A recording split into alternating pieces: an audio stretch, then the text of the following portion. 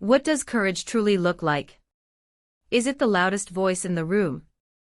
The strongest swing of an axe, cleaving through a locked door in a moment of brute force? Or is it something quieter, something deeper, something most of us, in our rush to praise the obvious, miss entirely? We are taught to look for heroes in the spotlight, the ones who stand front and center, whose actions are big and bold and impossible to ignore. But true courage, the kind that changes outcomes and saves lives, often lives in the shadows, in the stillness, in the heart of a person the world has already decided to overlook. This is a story about a hero like that. And it begins, as it so often does, with a judgment made far too quickly. At Fire Station 19, the air was thick with testosterone, tradition, and the lingering scent of diesel fuel. It was a place of loud laughter, backslapping camaraderie, and stories that grew taller with each telling. It was a brotherhood, forged in fire and sealed with a shared, unspoken understanding of the risks they took. And into this world walked Alara Vance, who went by Eli. She was a ghost in their machine, a quiet presence in a world of noise. At 24, she was the station's newest paramedic, and she seemed to carry the weight of a past she never spoke of. Her dark hair was always pulled back in a severe, tight bun, as if to keep any stray pieces of herself from escaping. Her eyes, a startlingly clear shade of blue, were usually fixed on the floor, or on a textbook, or on the intricate task of restocking the ambulance's medical supplies. She moved with a deliberate, almost silent grace that made her seem to disappear into the background. She'd slip into the common room, grab a bottle of water, and be gone before the ongoing card game even registered her presence. The men, for the most part, didn't know what to make of her. She wasn't hostile, just absent. Her hoodie was often pulled low, a gray shield against the world. They called her the Shadow. It wasn't meant to be kind. The ringleader of this casual dismissal was Lieutenant Jake Miller. A 15-year veteran with a barrel chest and a voice that could cut through a siren's wail, Miller saw the world in black and white. You were either an asset or a liability. You were either a warrior or you were dead weight. To him, Eli was the latter. He saw her quietness not as thoughtfulness but as fear. Her meticulous nature wasn't precision, it was obsessive hesitation. He'd watch her double-checking the oxygen tank levels and scoff to his buddies. Still counting, Shadow. The fire won't wait for you to finish your math homework, Eli would hear him, her shoulders tightening for a fraction of a second, but she would never respond. She would simply finish her task, her face an unreadable mask, and move on. Her silence only fueled his derision. It was proof, in his mind, of her weakness. Overseeing this small kingdom of bravado was Captain Marcus Thorne. A man in his late 50s, with graying temples and lines of perpetual worry etched around his eyes, Thorne was more consumed by budgets, paperwork, and the threat of lawsuits than by the daily dynamics of his crew. He was a good man, a legendary firefighter in his day, but the weight of command had disconnected him from the people on his floor. He saw Eli Vance as a file on his desk, top of her class at the academy, glowing recommendations, no field experience. She was a box to be checked, a rookie to be managed. He noticed her silence, but attributed it to new girl jitters. She'd either find her voice or she wouldn't. The first crack in her already fragile standing came on a routine call. A fender bender in a parking lot, an elderly woman with a possible concussion. Miller and Eli were the responding paramedics.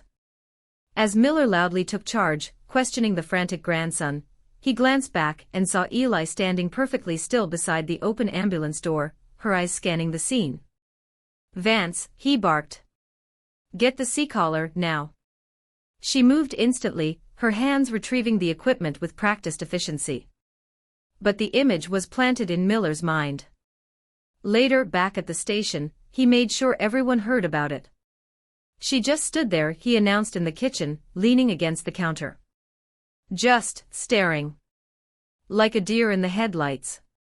It was a simple bump and she froze up. What's she gonna do when things get real? The other men exchanged knowing glances. The narrative was set. The Shadow was afraid. She wasn't cut out for this. Eli, cleaning the gurney in the bay, heard every word. She wiped her hands on a clean towel, her jaw set in a hard line. She didn't look up. She didn't say a word.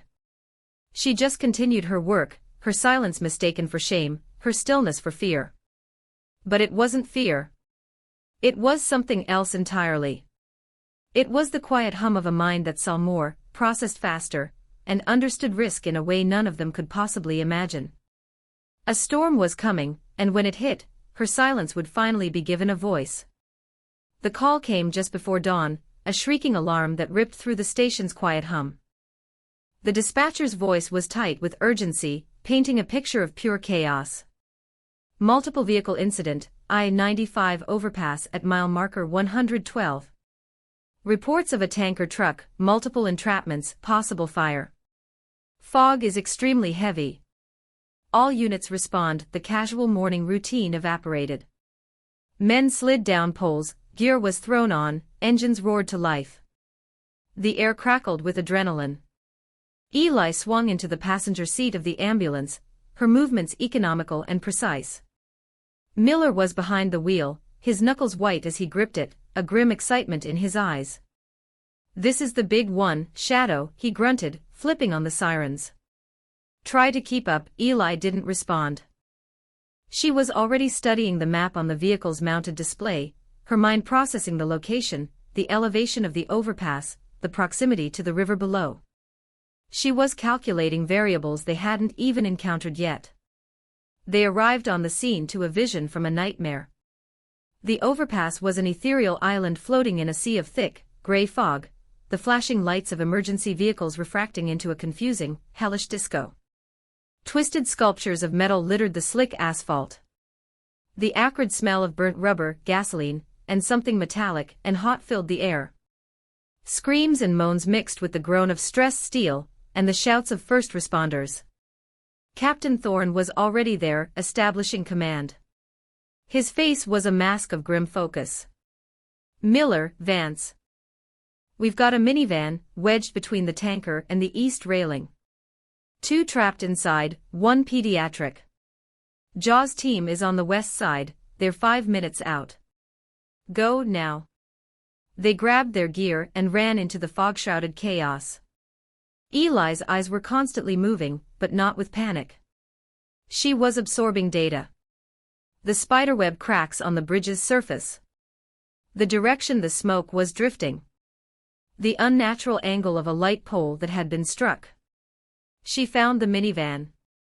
It was worse than described.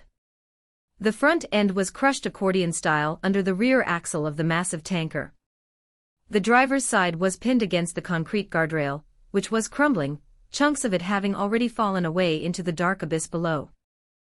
The vehicle was balanced precariously, a slight shift in weight away from a fatal plunge. Inside, a woman was slumped over the steering wheel, her face a bloody mess. In the back, a small child, no older than 6, was strapped into a car seat, frighteningly still. Miller, fueled by a surge of adrenaline, immediately tried to wrench the passenger door open. It was jammed shut. "It's no good," he yelled, his voice strained. "We need the Jaws. Just triage the mother from here, Vance. Keep her talking." He moved to the front of the vehicle, trying to get a better look, his actions causing the wreck to groan and shift ominously. A collective gasp went through the small group of firefighters who had gathered nearby. "Hold still," one of them shouted. It was at this moment that it happened. The moment that would define her career, that would nearly end it, that would become the cornerstone of Lieutenant Miller's damning report. Eli stopped moving. She stood about 10 feet from the minivan, her body held in a state of absolute stillness. Her hands were at her sides, unclenched. Her head was tilted slightly, her gaze fixed on the mangled vehicle. The chaos swirled around her, men shouting, radios crackling, the hiss of a ruptured tire, but she was an island of perfect calm. She wasn't looking at the mother. She wasn't looking at the child. She was looking at everything at once.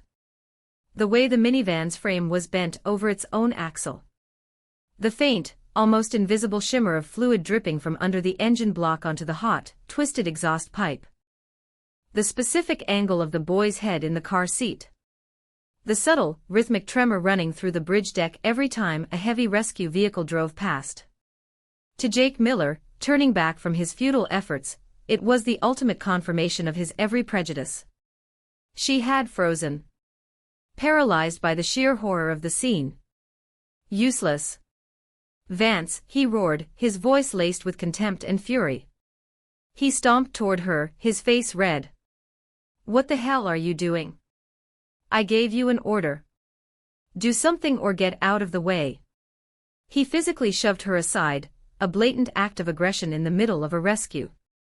He turned back to the car, renewed in his reckless heroism, as if her failure had fueled his own need to succeed. He started trying to smash the side window with the butt of a Halligan bar, each impact sending a shudder through the unstable vehicle. Eli, stumbling from his push, regained her footing. Her expression didn't change. Her calm was not broken. She took a half-step back, her eyes still locked on the scene, her mind a whirlwind of calculations that no one could see. She was not paralyzed. She was processing 1,000 points of data, and she was about to do something. But it wouldn't be loud, and it wouldn't be what anyone expected. The aftermath of the overpass incident was as messy and clouded as the fog that had shrouded the crash itself. The Jaws of Life team finally arrived, their powerful tools slicing through the mangled metal of the minivan with a screeching protest. They extracted the mother and her son, both in critical condition, and rushed them to the hospital. The immediate crisis was over, but for Eli Vance, a different kind of disaster was just beginning. Back at Station 19, the air was thick with unspoken accusations. The usual post-call banter was subdued, replaced by hushed conversations that stopped whenever Eli entered a room. She went about her duties with the same quiet efficiency as always, cleaning equipment, restocking the ambulance, writing her report. But now her silence felt different to the crew. It felt like an admission of guilt. Jake Miller, however, was anything but silent. He strode into Captain Thorne's office before the mud from the overpass was even dry on his boots. He didn't knock. He stood before the captain's desk, his face a mask of righteous indignation. She froze, Captain, he said, his voice low and firm, the way a man speaks when he is delivering a hard, undeniable truth. Completely. I'm not talking about a rookie getting shaken up. I'm talking about a full-on, paralyzed by fear freeze. She was a statue. A liability. Thorne leaned back in his chair, the deep lines on his forehead deepening. He was already fielding calls from the city manager about the bridge's structural integrity and the cost of the response. The last thing he needed was a personnel crisis. Tell me exactly what happened, Lieutenant Miller recounted the story, painting a vivid picture. He described the precarious position of the vehicle, the critical state of the mother and child, and his clear, direct orders. Then he came to Eli. I told her to triage the mother, just keep her talking from a safe distance. I turn around and she's just standing there. 10 feet away. Staring into space. Eyes wide, not moving a muscle. I yelled at her, Captain. Nothing. It was like she wasn't even there. I had to physically move her out of the way to do my job. If I hadn't stepped in, if I'd waited for her to snap out of it, that woman would have bled out before the Jaws even got started. Miller's story was compelling. It was told with the confidence of a veteran officer. And it fit the narrative he had already so carefully constructed around Eli. The quiet girl. The shadow. The one who was always hesitant. He conveniently left out the part where his own attempts to wrench the door open had destabilized the vehicle, or that his smashing of the window had been a reckless act of frustration. In his version, he was the hero, forced to act by his partner's catastrophic failure.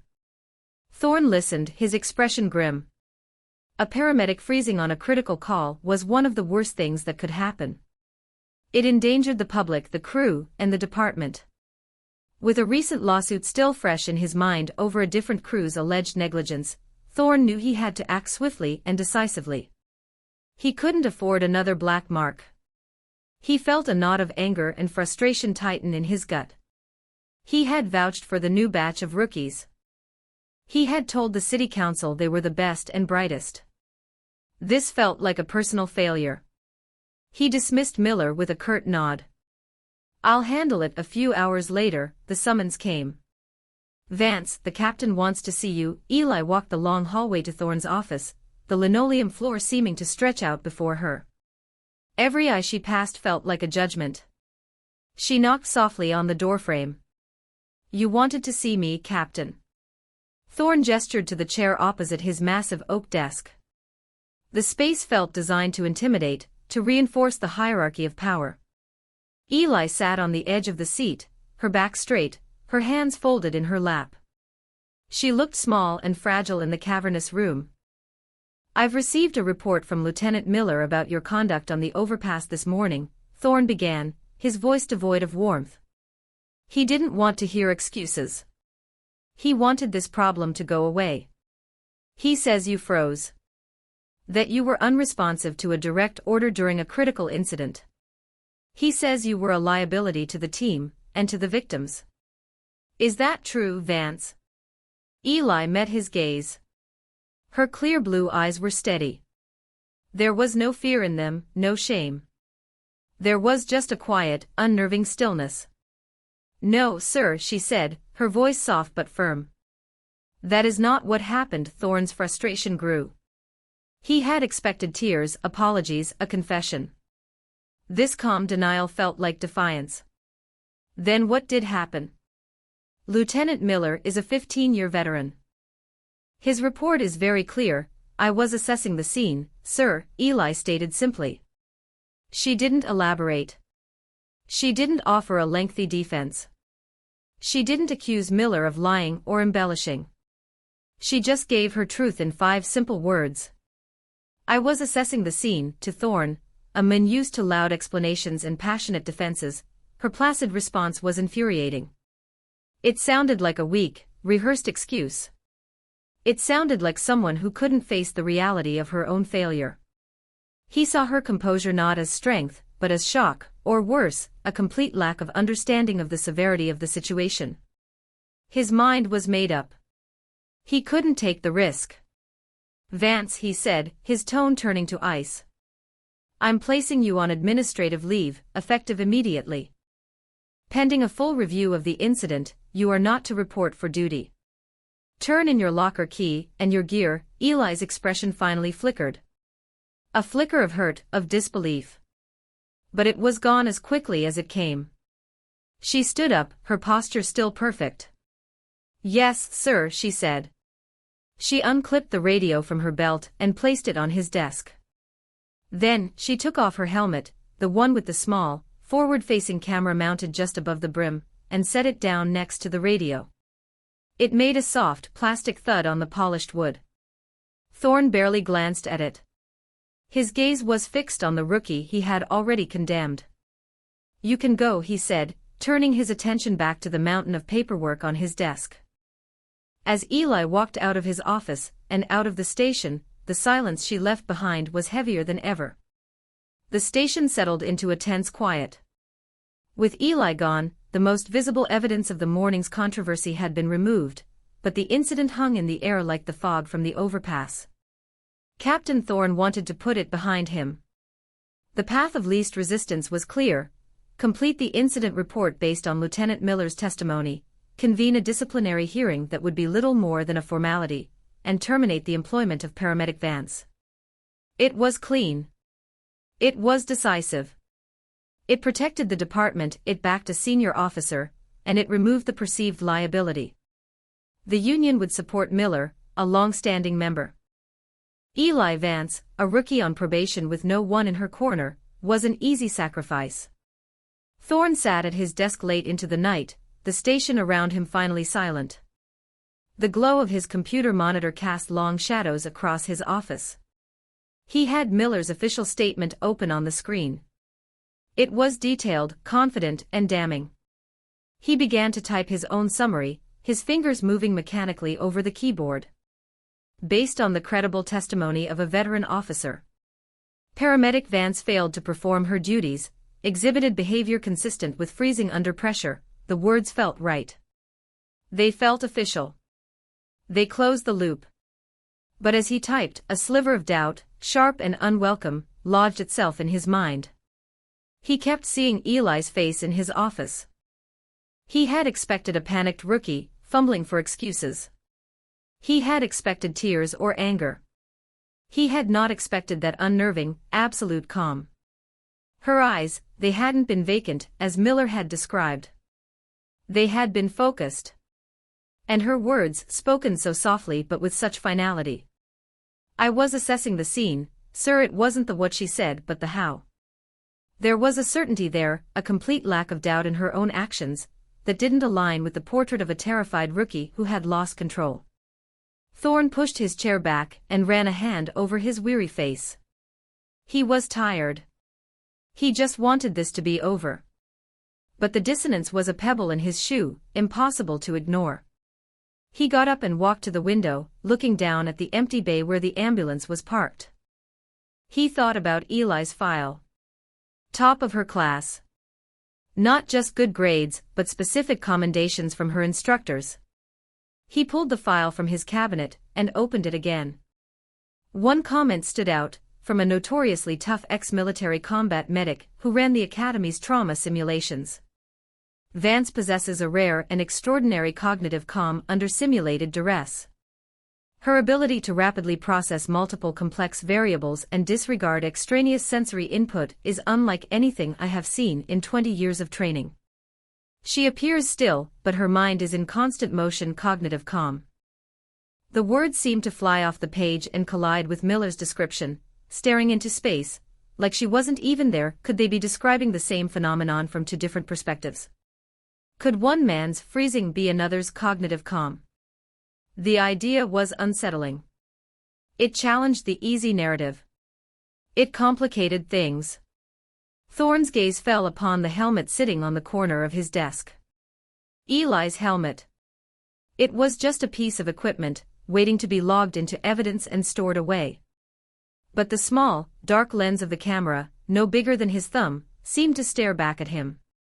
Every piece of field gear was recorded now. A policy he himself had pushed for, ironically, to protect the department from frivolous lawsuits.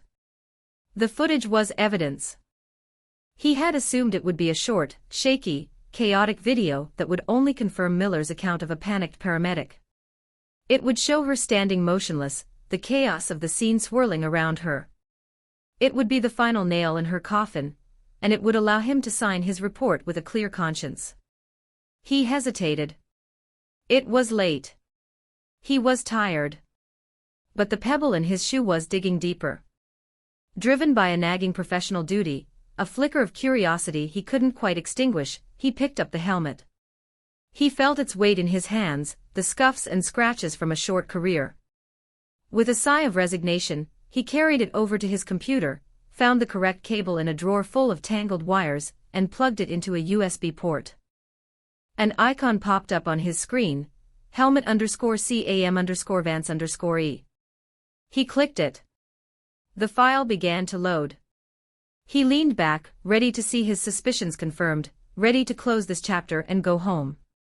He had no idea he was about to witness the truth, a truth so profound it would not only shatter the case against Eli Vance, but also begin to dismantle the foundations of his own long-held beliefs. The screen flickered, and Captain Thorne found himself looking through Eli Vance's eyes. The video began with a jarring, disorienting view of the ambulance floor as she'd put the helmet on. Then it stabilized, showing the chaotic scene on the overpass as she ran towards the minivan. The first thing Thorne noticed was the sound. The audio was crystal clear. He could hear the frantic shouts of other firefighters, the distant wail of more approaching sirens, and the strained, barking voice of Jake Miller. "It's no good. We need the jaws." But underneath it all, there was another sound, one he had to strain to hear. It was breathing. Slow, rhythmic, and incredibly controlled. It was Eli's breathing. It wasn't the shallow, ragged gasp of a person in panic. It was the deep, measured cadence of a marathon runner, or a trained sniper. It was the sound of absolute focus. This was the first anomaly. The camera view itself was the second. As it panned across the wreckage, it didn't jerk or shake. It moved with a fluid, deliberate purpose. It swept past the hysterical grandson from the other car, past a firefighter wrestling with a hose, and then it locked onto the minivan. And it held. Steady. Unwavering. This was not the perspective of someone overwhelmed. This was the perspective of a predator studying its prey, or a surgeon examining a patient before the first cut. Then the footage began to reveal what Eli had seen, a story told in a language of details no one else had stopped to read. The camera zoomed in slightly, not with a button, but by Eli taking a small, calculated step forward. The view focused on the point where the tanker's axle was crushing the minivan's engine block. Thorne watched, mesmerized, as the lens tracked a tiny, almost invisible drip of fluid. It wasn't water. It had an oily sheen. Gasoline. It was dripping from a ruptured fuel line, landing less than a foot from the minivan's exhaust manifold, which glowed with a dull, cherry-red heat. A fire wasn't a possibility, it was an inevitability, seconds away from erupting. Thorne felt a cold knot form in his stomach. Miller, in his frantic attempt to smash the window, was standing right next to the ignition point. The camera then panned slightly to the right, to the crumbling guardrail.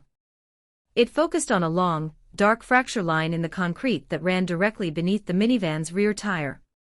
Thorne realized with a jolt that Miller's aggressive actions, his shoving against the vehicle, weren't just reckless, they were actively compromising the last point of stability holding the car on the bridge. The entire wreck was balanced on a precipice, and Miller was trying to knock it over. The view shifted, peering through the shattered side window at the trapped mother.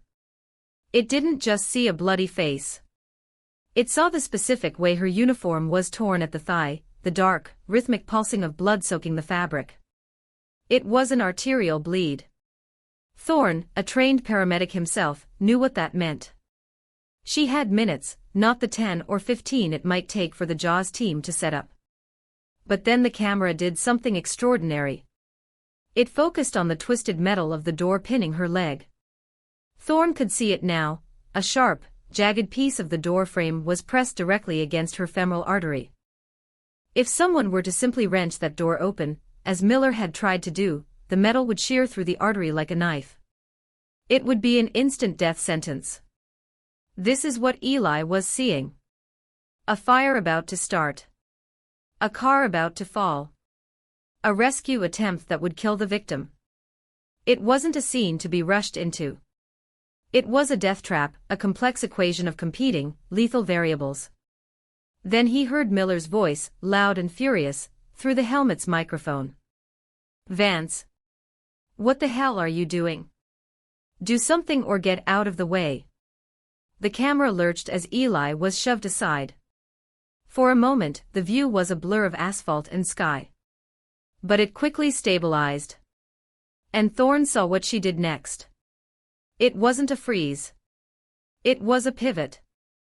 The camera turned away from the minivan for a split second, focusing on the ground. It identified a heavy, discarded piece of truck tire tread.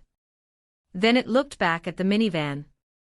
Eli took 2 quiet steps forward, placing her foot on the tire tread, and subtly sliding it, using her own body weight to wedge it against the minivan's rear tire, creating a small, makeshift chock that arrested the vehicle's slight but dangerous backwards momentum. It was a tiny action. No one saw it.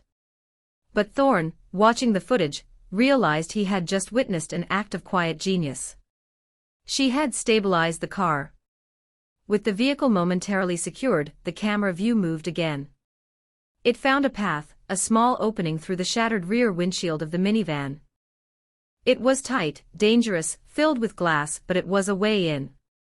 The footage then showed her looking at the young boy. His head was slumped at an awkward angle, his small chest barely moving. Tension pneumothorax, Thorne thought. A collapsed lung. A slow but certain killer. The camera then panned back to the mother.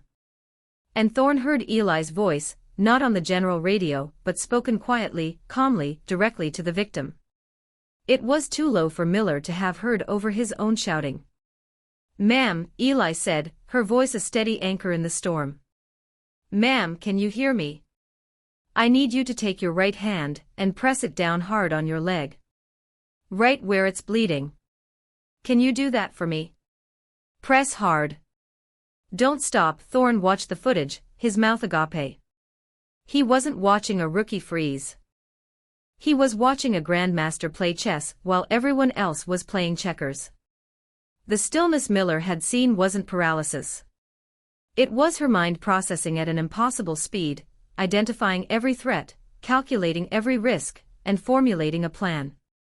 A plan that was safer, smarter, and more effective than anything the loud, aggressive, heroic veteran had come up with. He rewound the footage and watched it all again. The gasoline drip. The fractured guardrail. The artery. The makeshift wheel chalk. The quiet instructions to the victim. It was all there. A silent, brilliant ballet of life-saving decisions made in seconds, completely invisible to everyone on the scene. Captain Thorne leaned forward, his hands braced on his desk, his heart pounding. The truth wasn't just that Eli Vance was innocent. The truth was that she was extraordinary.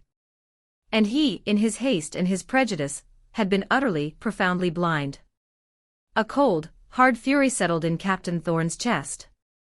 It was the anger of a man who has just discovered he has been a fool. The fury wasn't directed at Eli. It was directed at Jake Miller, for his arrogant blindness. It was directed at the station's culture of loud bravado that had created a man like Miller. But most of all, it was directed at himself. He was the captain. It was his job to see clearly, to lead, to protect his people, all of his people. And he had failed. He had listened to the loudest voice instead of seeking the quiet truth. He had been so worried about protecting the department from a lawsuit that he had nearly sacrificed his most valuable asset. He didn't sleep. He sat in his office as the dawn broke, the helmet cam footage playing on a loop on his monitor, each viewing revealing another layer of Eli's quiet, stunning competence. He wasn't just watching a paramedic work, he was receiving a masterclass in emergency response. By the time the morning shift began to arrive, their sleepy chatter echoing in the halls, Captain Thorne was a changed man. His weariness had been burned away, replaced by a steel-edged resolve. He sent out a message to the senior staff from A shift, mandatory briefing. My office. 0800 hours. No exceptions, the men who gathered were the pillars of the station, grizzled lieutenants and veteran firefighters, men who had seen it all. Jake Miller was among them, standing near the back, a look of confident satisfaction on his face. He believed this meeting was the final step in the process of removing the problematic rookie. He thought he was about to be vindicated. The men took their seats around the large conference table. They exchanged curious glances. The captain looked different. There was a storm in his eyes. Thorne stood at the head of the table. He didn't greet them. He didn't speak a word. He simply turned to the large monitor mounted on the wall, picked up a remote, and pressed play. The room was plunged into the chaos of the overpass, seen through Eli Vance's eyes. At first, there were murmurs. The men recognized the scene. They heard Miller's familiar, authoritative shouts. A few of them smirked, thinking they knew what this was about, a training video, perhaps, on what not to do. Miller leaned back in his chair, arms crossed, looking smug. Then the footage began to tell its silent story. The steady breathing. The unwavering camera. The focus on the gasoline drip. One of the lieutenants, a man who had started as an engine mechanic, leaned forward, his eyes narrowing. "Is that a fuel leak?" he muttered. The camera panned to the fractured guardrail. Then to the mother's leg, the pulsing bleed, the jagged metal poised over the artery. A paramedic across the table sucked in a sharp breath. "My God," he whispered. Her femoral, the mood in the room shifted. The smirks vanished. The casual confidence was replaced by a tense, focused silence. They were all professionals. They understood what they were seeing. They understood the layers of lethal danger that Eli had identified in mere seconds. Then came the moment Miller shoved her. A few men flinched. Miller's own face paled, the smugness draining away, replaced by a dawning confusion. He saw himself on the screen, a raging, frantic figure, completely oblivious to the real dangers around him. They watched as Eli, after being pushed, calmly wedged the tire tread under the wheel. They heard her quiet, steady voice instructing the mother to apply pressure. They saw the whole, invisible sequence of her genius. When the footage ended, the screen went black, but the images remained, seared into the minds of everyone in the room. The silence was absolute, thick with astonishment and dawning shame. Captain Thorne let the silence hang for a long moment, letting the full weight of the truth settle. Then, he turned his gaze, cold as ice, directly onto Jake Miller. Lieutenant Miller, Thorne's voice was low, but it cut through the room like a razor. You came into my office yesterday and told me paramedic Vance froze. You described her as a liability. You painted a picture of a terrified rookie, paralyzed by fear. He paused, letting his words sink in. What I see, he continued, his voice rising with controlled power as he gestured to the dark screen, is the single most brilliant, composed, and effective piece of field assessment I have ever witnessed in my 30 years on this job. What you saw as an empty stare, I see as high-speed data processing. What you called freezing, I call masterful situational awareness. Thorne walked slowly around the table until he was standing right behind Miller's chair. Miller sat rigid, his eyes fixed on the blank monitor, unable to meet anyone's gaze. You saw a quiet rookie, and you decided she was weak, Thorne said, his voice now a low growl.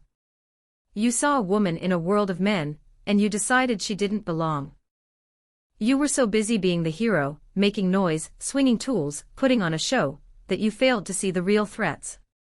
You nearly got yourself incinerated, you nearly sent that vehicle off the bridge, and your heroic plan to open that door would have killed that woman instantly. He looked around at the other men, his eyes burning with intensity. We have been worshipping at the altar of loud for too long. We praise the biggest, the strongest, the one who shouts the loudest. And in doing so, we have become deaf and blind. We have become a department that would rather listen to a confident fool than a quiet genius. He looked back down at the top of Miller's head. You didn't just misjudge a rookie, Lieutenant. You slandered a hero. And you exposed a rot in the culture of this station that I intend to cut out, starting today. The fallout from the briefing was immediate and seismic.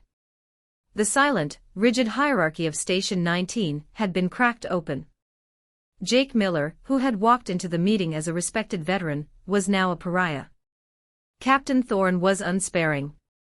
Miller was officially stripped of his lieutenant rank and his training officer status. He was placed on extended departmental probation and mandated to undergo retraining, starting from the very basics, alongside the newest academy cadets. It was a humiliating, public demotion, but Thorne made it clear it was that or termination. The message was unequivocal, the old way of doing things was over. The days that followed were tense for the man who was now just Miller. Some of his old friends refused to even look at him. Others openly mocked him. He had built his reputation on being the tough, all-knowing veteran, and that reputation had been obliterated by a 5-minute video. He was forced to confront the chasm between his perception of himself and the reality of his actions. One afternoon, a week later, he saw Eli. Captain Thorne had called her, but she hadn't returned to the station yet. She was at the training academy, running a required recertification course. Miller was there for his own mandated remedial training. He saw her across the asphalt training yard. She was demonstrating a complex extraction technique to a group of young, eager cadets. She moved with her usual quiet confidence, her voice calm and clear as she explained the physics of leverage and the importance of patience. For a long moment, Miller just watched her. He saw the respect in the eyes of the cadets. He saw the effortless competence she exuded. He saw everything he had refused to see before. Taking a deep breath, he walked over, waiting until she had finished her instruction. The cadets dispersed. Eli turned and saw him standing there. Her face remained neutral, her guard firmly in place. Miller, she said, her tone flat. He flinched at the absence of his former title. He deserved it.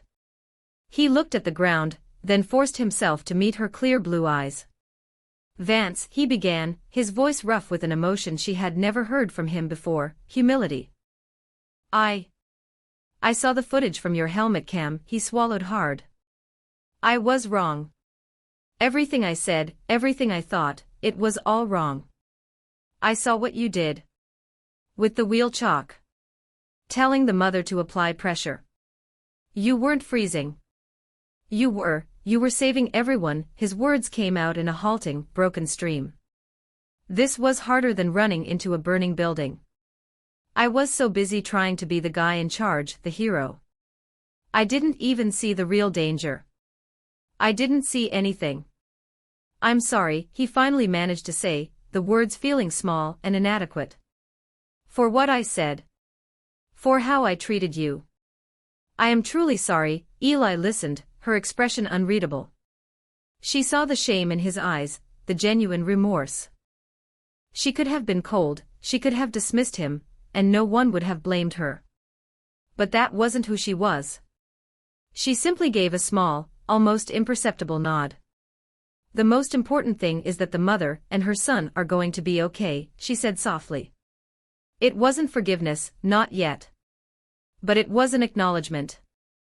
It was a sliver of grace. And for Miller, it was the first step on a long, hard road to redemption. Meanwhile, Captain Thorne knew a formal letter of reinstatement wasn't enough. He drove his personal vehicle, not the department SUV, to the address listed in Eli's file. It was a small, run-down apartment complex on the industrial side of town. The paint was peeling, and the air smelled of ozone from the nearby power station. He found her apartment on the second floor and knocked. When she opened the door, she looked surprised to see him. She was wearing simple jeans and a t-shirt, her hair down for once, falling around her shoulders. In this setting, away from the harsh lights of the station, she looked even younger. Captain, she said, a question in her voice. May I come in? He asked. She hesitated, then stepped aside. The apartment was tiny but immaculately clean and organized. Books on advanced medical procedures and structural engineering were stacked neatly on a small coffee table. Thorne stood in the middle of the small living room, feeling large and out of place. Vance. Eli, he began, correcting himself. I didn't just come here to tell you that you're reinstated. I came here to apologize. Personally, he looked her directly in the eye. I failed you. As a captain and as a man. I listened to noise and prejudice when I should have been looking for the truth. I let a broken culture dictate my actions and I was wrong.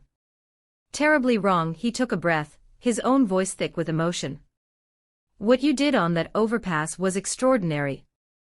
You're calm, the very thing we all misjudged. It isn't a weakness. It's your superpower.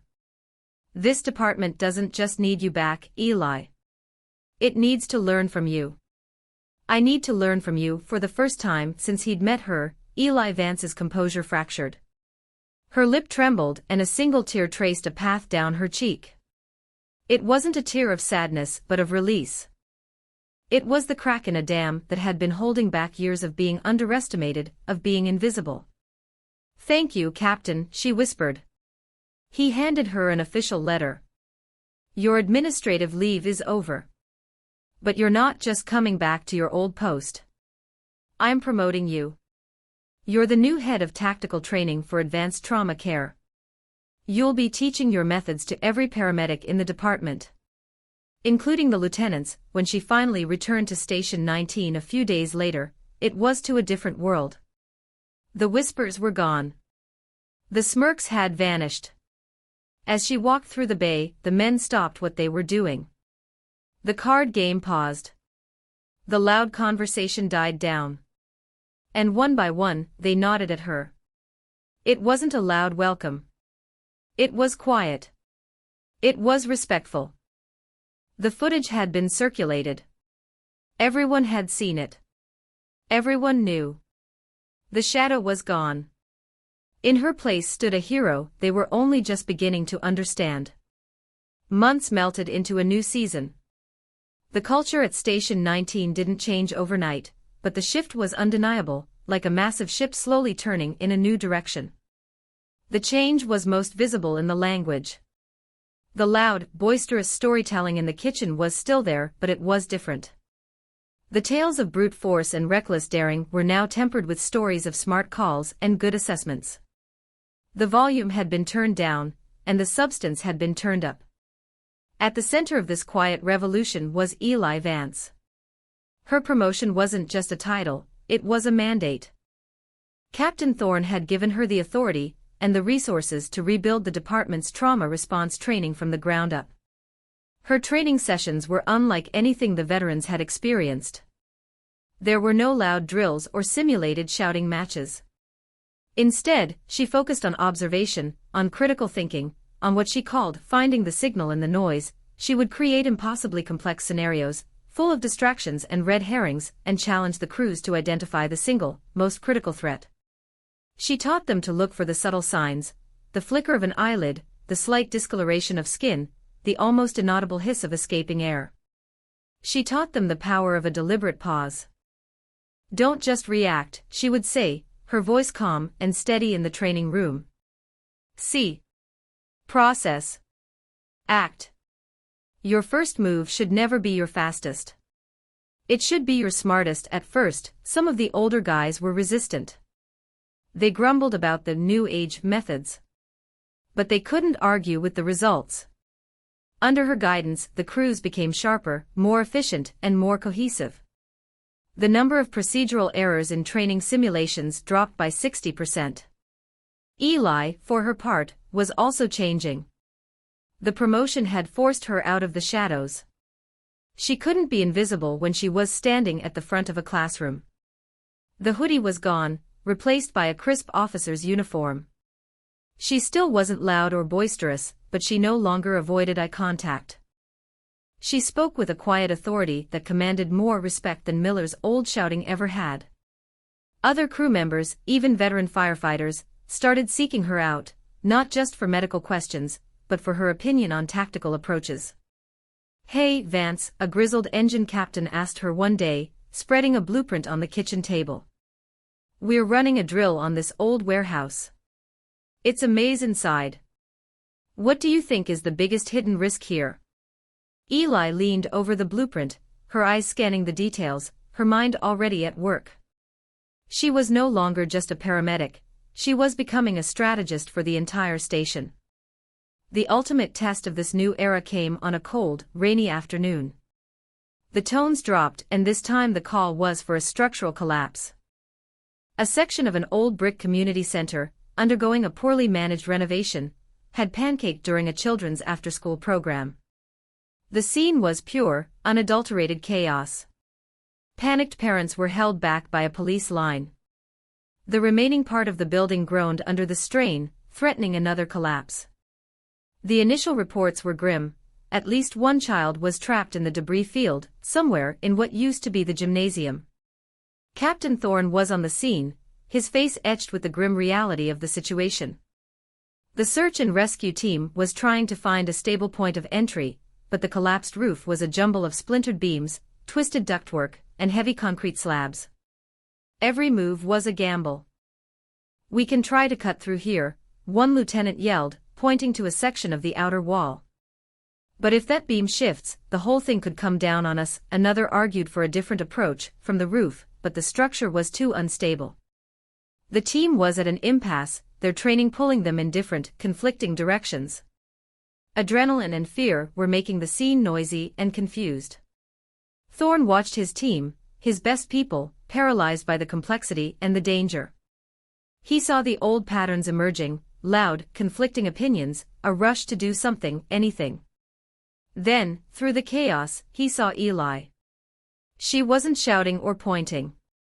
She was standing back from the immediate perimeter, her head tilted, her eyes scanning the entire structure from the foundation to the teetering roofline. She was doing what she did best. She was seeing. Thorne walked over to her, his boots sinking into the muddy ground. The rain plastered his hair to his forehead. He didn't shout over the noise. He stood beside her. He remembered her words in his office, so long ago. I was assessing. This time, he understood. He didn't issue an order. He didn't tell her what to do. He asked a question, his voice full of a trust that had been forged in the fire of his own past failure. Vance, he said quietly, so only she could hear. What do you see? This was it. The culmination of her journey. She was no longer the overlooked rookie being told to get out of the way. She was the expert being consulted in the heart of the storm. Eli didn't look at him. Her eyes remained locked on the building.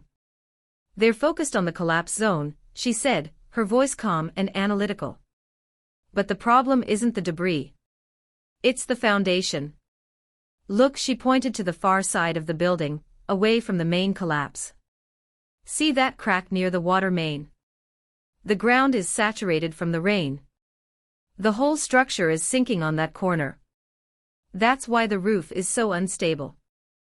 If they go in through the wall, their weight will accelerate the sinking and trigger a secondary collapse right on top of the search area. She then pointed to a small, grimy maintenance tunnel entrance, almost completely obscured by overgrown bushes about 50 yards away.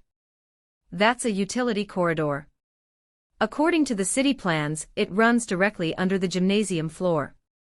The floor collapsed, but the substructure might still be intact. It's a longer route, but it's stable. It's the only way in that doesn't put more pressure on the building. Thorne stared, first at the barely visible tunnel, then back at Eli. He hadn't even noticed it. None of them had. They had all been looking at the obvious problem, the pile of rubble. She had seen the entire system. Without a word, he keyed his radio. All teams, hold your positions, he commanded, his voice cutting through the chatter. All teams, fall back to the command post. We have a new plan. He turned to Eli, his expression one of complete, unwavering confidence. Lead the way. The story of Station 19 and Alara Vance isn't just a story about a fire department. It's a story about us. It's about the way we look at the world, and the people we choose to see in it. For so long, the heroes of that station were the ones who fit a certain mold, loud, strong, and visibly daring. They measured courage in decibels. And in doing so, they rendered a true hero completely invisible. Eli Vance was always a hero. Her courage wasn't born on the day of the overpass crash, it was simply revealed. Her strength had been forged in a past she never spoke of, a life that had taught her to be quiet, to observe, to understand that the biggest threats are often the most silent. She brought that wisdom with her into a world that had no language for it. They saw her stillness as fear because they couldn't comprehend the speed of her thoughts. They saw her silence as weakness because they had forgotten how to listen. Captain Thorne's journey was one of painful but necessary awakening. He had to be willing to confront his own blindness, to admit that his judgment, honed by decades of experience, had been fundamentally flawed. He had to be brave enough to tear down a culture he had helped build, all because of the undeniable truth he saw on a tiny helmet camera. His greatness wasn't in his past heroics, but in his capacity to change, to champion the very person he had been so quick to condemn. And what of Jake Miller? His path was perhaps the hardest. It's easy to be the hero. It's much harder to be the man who was wrong, publicly and spectacularly. His redemption wasn't found in a single apology, but in the long, humbling process of unlearning his own prejudices, of trading his arrogance for a quiet competence he was now learning from the very rookie he had despised.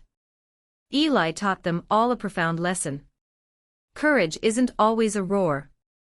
Sometimes it's the quiet, steady heartbeat in the middle of a storm. It's the clarity when everyone else sees only chaos. It's the patience to find the right solution, not just the fastest one. She taught Station 19 that the most valuable person on any team isn't always the one who makes the most noise, but the one who truly sees. Her quietness wasn't an absence of strength, it was a different, more potent form of it. Her story asks us to look around at our own lives, at our workplaces, our families, our communities. Who are the quiet ones we've overlooked? Who is the person in the corner, the one who doesn't speak up in meetings, the one whose contributions are subtle and unseen? We are so quick to judge, to label, to dismiss those who don't fit our preconceived notions of what strength or leadership looks like. We are drawn to the confident speaker, the charismatic personality, the one who, like Miller, puts on a good show. But how often do we miss the genius in the stillness? How often do we mistake thoughtfulness for hesitation, and quietness for a lack of conviction? The world is full of Elaravances. They are the analysts who see the flaw in the business plan no one else does. They are the nurses who spot the subtle symptom the doctor misses. They are the friends who listen, truly listen, while everyone else is waiting for their turn to talk. They are the silent pillars holding up our world, their strength so constant and so quiet that it is often taken for granted. So, the next time you're tempted to judge someone by their quietness, or to write off the person who seems to fade into the background, stop. Pause. And ask yourself a question that Captain Thorne finally learned to ask: what do they see that I don't? Take a moment today to remind someone in your life who has a quiet strength that you see them, that you value them. Their contribution may not be loud, but that doesn't make it any less powerful. Share this story if you believe that true courage, in all its forms, deserves to be recognized. And tell us in the comments below about a time a quiet hero changed everything for you. Because the truth is, the world is saved not just by its roars but by its whispers. We just have to be quiet enough to hear them.